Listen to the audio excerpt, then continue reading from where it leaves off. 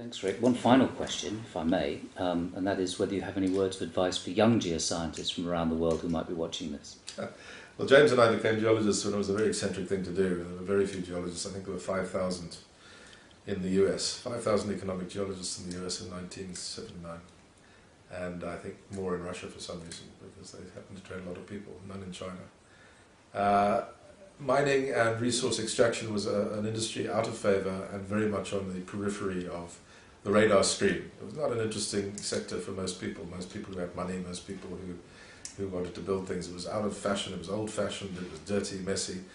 Now we are a core industry, a core sector with the brightest and best in the world looking at how to make money out of it, how to use it. It's a vital need to get resources into a world that's rapidly becoming middle class.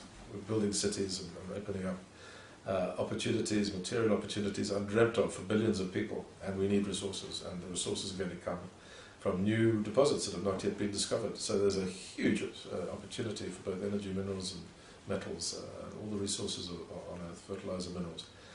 Geologists and mining engineers are desperately needed, people who understand the risk reward, the business people who can exploit these things, who generally do better if they have a technical background in geology or mining engineering.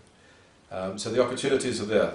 It's a time when I can, with hand on heart, encourage people to go into the industry with optimism. So there is a role for you, there's great opportunities and great adventures to be had, particularly in underexploited terrains like Africa and South America.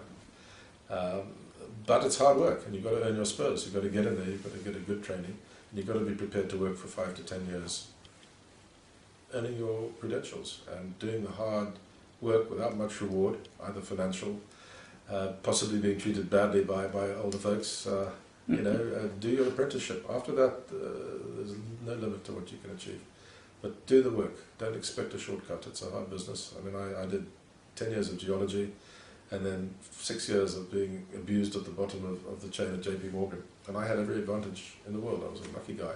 Came from a well-off family, in a sector with respect, with the best education that money could buy. It took me 15 years before I was comfortable to take responsibility and look after other people's money and really do things that affected people's lives seriously, make decisions. So earn your stripes, and you do it on the ground and enjoy it while you're doing it. It's fun. Excellent.